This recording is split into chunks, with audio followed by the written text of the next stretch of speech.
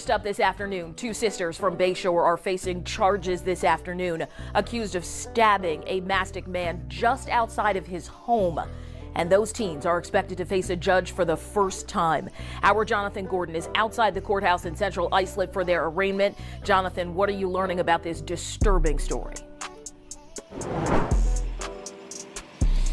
Well, sisters Diamond King and Maya King Harrison did not speak as they were transferred from police custody earlier today right here to the courts. The 18-year-old Diamond and 19-year-old Maya were each charged with gang assault in the first degree and assault in the first degree, accused of this playing a role in this vicious stabbing. Suffolk County. Well, a young man from New Canaan went before a judge today accused of killing his mother in their home. Sebastian Van Stockham was arraigned on a murder charge in the death of Laura Williams.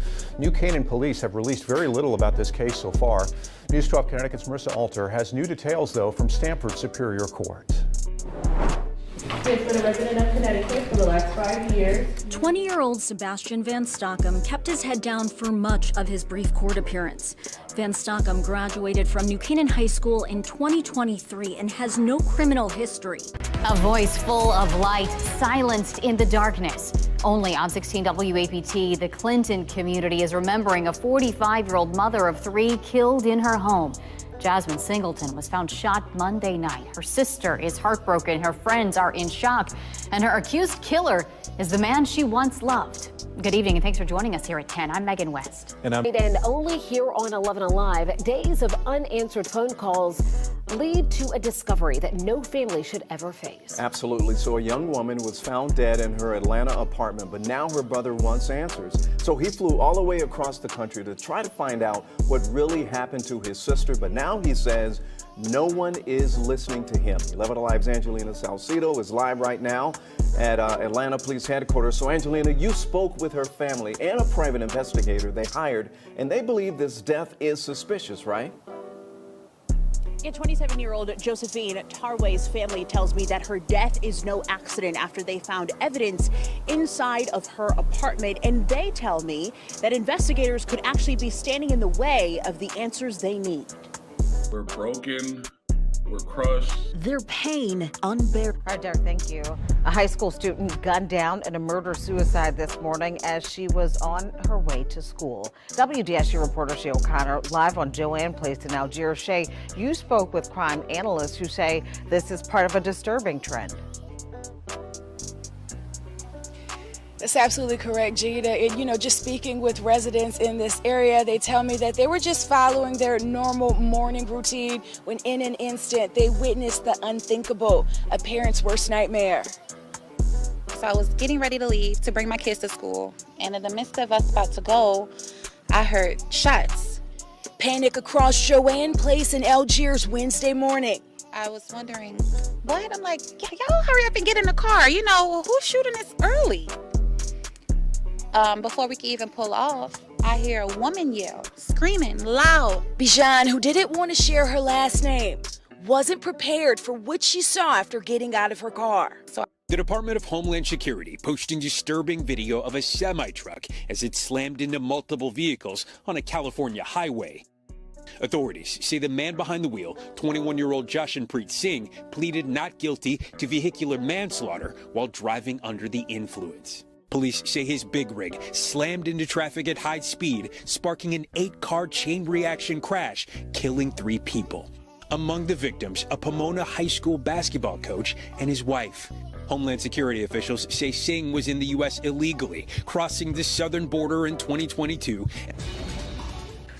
He has a criminal past dating back more than 30 years after being released from federal prison. U.S. Marshals say the Milwaukee man got in trouble again. And he's now on the run. Fox 6's Ashley Sears explains why investigators say he's considered armed and dangerous. When you don't learn from your mistakes, they are often repeated. A lot of violent felonies back in the 90s. For more than 30 years, Willie Holland has been getting in trouble with the law. He is considered a career criminal in the court system. The 52-year-old has a rap sheet nearly 30 pages long. Robbery with use of force, possession with intent to distribute. Tonight, a Johnson County man is behind bars charged with murdering his wife. It comes after a 2-day search across multiple counties. That arrest happened today in Grimes County near College Station after a beloved Alvarado High School teacher was found dead in her home. Here's NBC5's Allie Spilliards.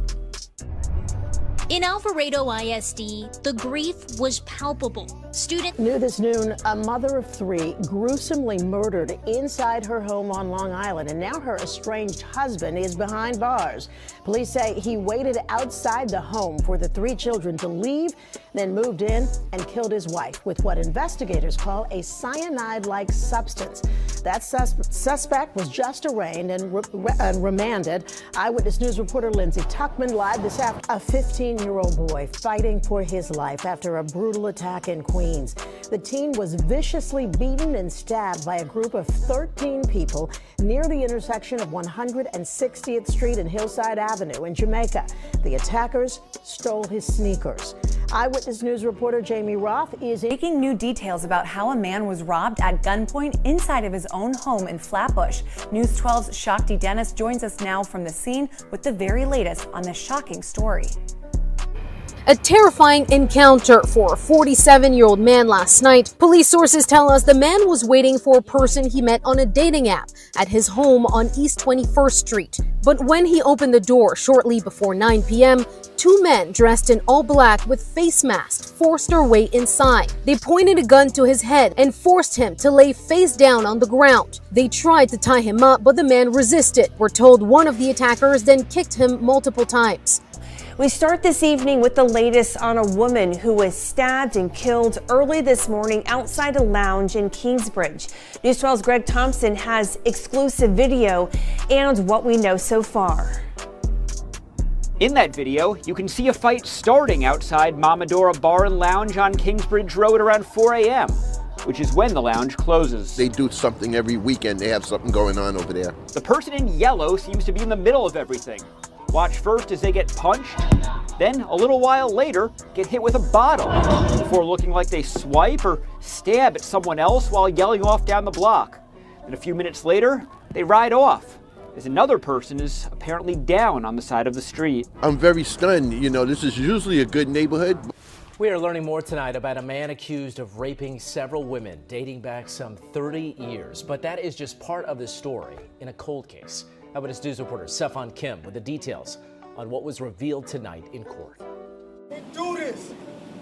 They do none of this. What witness? I didn't do this. This is the arrest investigators say solves a cold case dating back more than 30 years. 57-year-old Michael Benjamin accused of raping 5 women in Queens. Dozens of people living at an Altamont Springs apartment complex are scrambling tonight after they say they were only given a few days to get out of their homes. Spectrum News 13's Brianna Howard is joining us live tonight. Brianna, what are you learning about the situation? Yeah, Tammy. So property manager here at Altamont Terrace didn't want to give me a reason why. But when I spoke to the city, they told me that engineers came to inspect 2 out of 7 buildings, and that's when those buildings were deemed unsafe to live in. Well, the Harris County Medical Examiner is working to determine if foul play was involved in the death of a man found in a bayou. That man's body was found in White Oak Bayou. This is the 7th such discovery in just the past month. Divers pulled the man's body out of the bayou yesterday morning near White Oak Drive and Gladys Street. It took police and investigators about 2 hours to process the scene. This marks the 23rd body recovered from a Houston area bayou this year. The case against a 77-year-old woman charged in connection with an ambush that killed a Darlington County deputy is no longer being prosecuted. The solicitor's office filed this week to dismiss the charges. ABC 15's Tanya Brown has been talking with prosecutors and is live just outside our Florence studio. So, Tanya, what led to prosecutors no longer pursuing the charges? Jennifer, the elderly woman died earlier this week, and prosecutors tell me that brought an end to her case. For staying up with us tonight, I'm Caitlin Richards. Multiple suspects are on the run tonight after a shooting in Robeson County. Officials say 13 were shot and 2 killed. The Robeson County Sheriff's Office says they received calls just after 1 this morning about a shooting on Dixon Drive outside the Maxton area. Investigators say the shooting happened during a large Halloween party with more than 300 people in attendance. Unfortunate and unforgiving. That's how neighbors describe a violent weekend in Milwaukee that left 5 people dead. Police zigzagged throughout the city, responding to multiple shootings. Our Durante Matthews live in the city's north side. Also tonight, the father of a missing Riverdale 6-month-old is in jail. Antonio Pierce was arrested on unrelated charges, but is considered a suspect in his son's disappearance. Pierce told police he was robbed at gunpoint last night in Riverdale. Then the suspects took his son, 6-month-old Nakai Pratt. A Norfolk grandmother in jail tonight accused of second-degree murder in the death of her infant grandchild. This comes after the infant's death was initially ruled as an undetermined death when first responders found the baby unresponsive at an apartment. Only on 3, our Leandra Head spoke to the grandmother's family about her charges and dug through court documents. Now to a shocking crime in Nutbush where a woman was shot in the face. 2 other women are now charged with the brutal attack. Making matters worse, the victim knew at least one of her attackers. Tonight, one neighbor is telling us he knows the impact gun violence can have on a family and community. It was a living nightmare in this Nutbush neighborhood for one woman following a shooting that would land 2 other women behind bars. Well, tonight we are learning disturbing new information in a case where 2 children were found dead in the trunk of a car following a traffic stop in Baltimore County. Their aunt is now facing charges, and court documents reveal gruesome details. WJZ is live at District Court in Towson. Abijoy Burnett has those details, and we do want to warn you, they are graphic. Abijoy. Denise, good afternoon to you. Well, Baltimore County police are saying this all started from a traffic stop when the suspect was speeding. They say when they pulled that person over, they smelled an odor, and that's when they found the 2 kids in the trunk.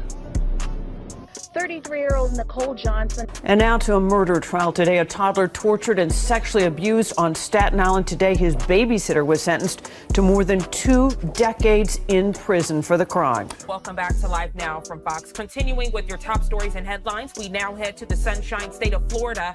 Happening today, 2 teens who were involved in the triple murder of 3 other teens in Marion County will be sentenced. Detectives say the 3 teens were all involved in low-level gang activity.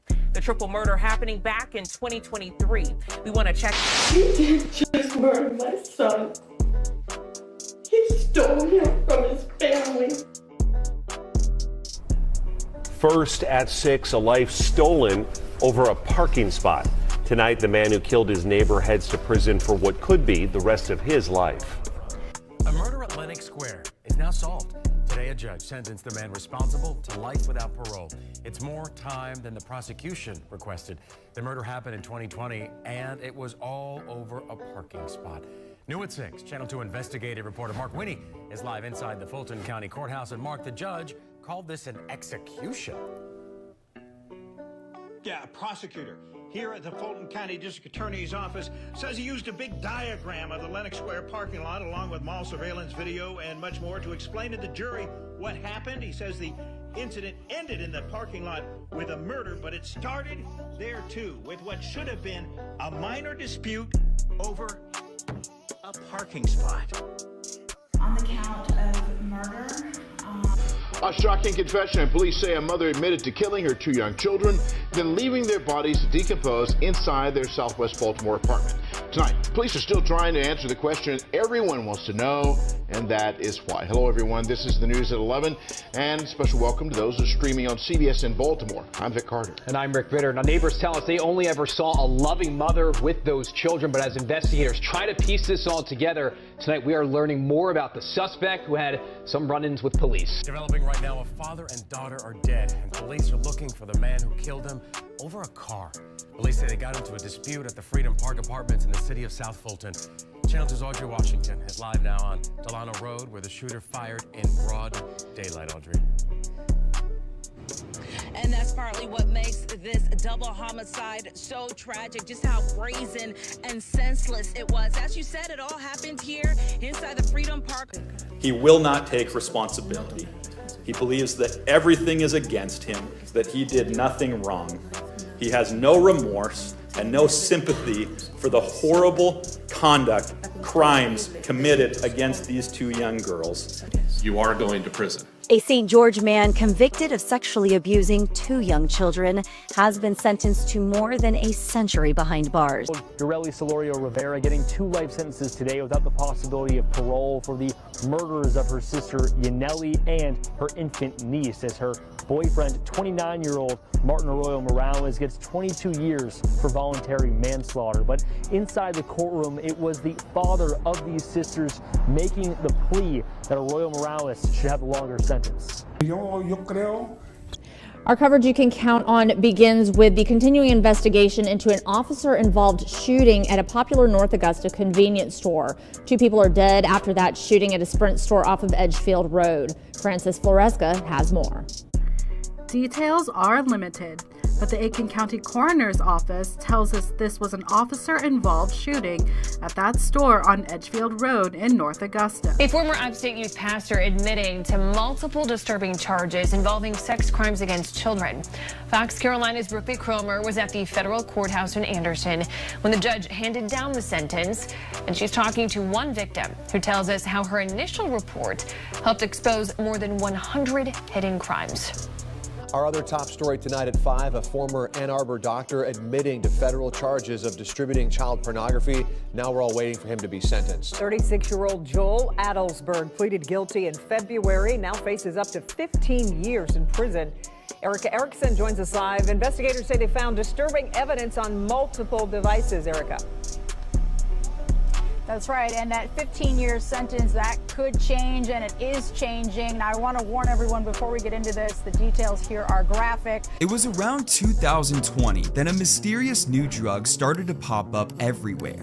Delta 8. Everything from weed, edibles, vapes, tinctures, and more was showing up in every gas station and vape shop across the nation. At first, people had questions. How is this stuff legal if it gets you high? How is it made? And is it even safe to consume? But regardless of the skepticism, Delta 8 soon became a $2 billion industry. An industry that sold its intoxicating products to all 50 states, all legally. However, as the years went on, the dark side of Delta 8 was fully exposed. With multiple brands containing heavy metals like nickel, copper, and lead, lab-grown products lying about being natural, and much, much more, it became clear that Delta 8 was not what it seemed. We're covering more breaking news right now. No sooner did the CEO of a Memphis-based bank walk into his office today than he was escorted out by the FBI. Fox 13's investigative reporter Kayla Solomon got a tip about the CEO's arrest late this afternoon and started working her sources to confirm it. Kayla, so what do we know?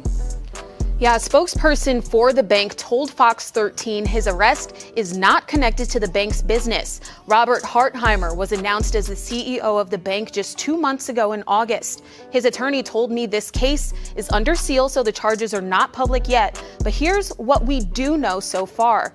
An FBI spokeswoman confirmed agents made an arrest at 6000 Poplar Avenue. That's the address for Evolve Bank's East Memphis headquarters. A bank spokesman confirmed FBI agents walked Hartheimer out of the building before 8 a.m. His biography. 19th Judicial Court Judge Tiffany Foxworth Roberts pled her case before the 6 Supreme Court justices as the state's highest court. It is a last-ditch effort to keep her job on the bench. WAP was the only station from Baton Rouge that had cameras inside the courtroom in New Orleans. Riley Kramer reports. Judge Tiffany Foxworth Roberts was not in court today, but we did hear from counsel representing her and the Judiciary Committee, who recommended that she be removed from the bench. Tiffany Foxworth Roberts is in a fight to keep her job after the Judiciary Committee recommended she be disrobed. She's accused of lying about her military service as a captain. She also allegedly misled police to think her car was broken into in her driveway when the burglary was actually 3 miles from her home. This happened in 2020 when she was campaigning for her spot as judge. A new attendant judge has been reprimanded for her actions in a death penalty case. A state commission found Judge Natalia Cornelio was biased by allowing a convicted mass murderer to return to Harris County from death row for a secret brain scan to use in his appeal. ABC 13's Jessica Willey explains how the judge is responding. One of the most powerful politicians in New York was arrested Thursday on corruption charges. Authorities say New York Assembly Speaker Sheldon Silver used his position to make millions in bribes and kickbacks and mask the money as legitimate income. Over his decades in office, Speaker Silver has amassed titanic political power. But as alleged, during that same time, Silver also amassed a tremendous personal fortune through the abuse of that political power. All told, we allege that Silver corruptly collected some $4 million in bribes and kickbacks disguised as referral fees. Silver's attorney called the conspiracy and bribery charges meritless. The contracts, anywhere from $500 to $2,000. Over $2 million in corrupt payments from contractors in total. The conduct, as alleged, drove up the cost of this kind of work and diverted valuable public funds away from public housing and into the pockets of corrupt NYCHA staff. Officials say briberies occurred in nearly 100 developments in the 5 boroughs. That's nearly a third of all NYCHA buildings. It's very sad that that's happening, though, in the city. We can't have honest people working for us. At a news conference Tuesday, the city's Department of Investigation laid out recommendations for NYCHA. They focus on reform of the micro-purchase process to protect it from abuse, while maintaining efficient service for NYCHA residents. NYCHA also released a statement that reads in part, "These actions are counter to everything we stand for as public servants and will not be tolerated in any form." We're told the first investigation started back in 2013, and now 50 current and 20 former NYCHA employees are facing federal charges. Police caught this man last month after they say he stole $64,000 from a bank in Sun Valley. And this thief is 71 years old. He'd been in prison for more than 40 years for previous robberies. KTLA's Kimberly Chang live in downtown LA. She's got all the details and reaction now to this senior serial thief. Kimberly. Hi, police say this convicted bank robber had been out of prison for about 2 years and struck again within that time. Now,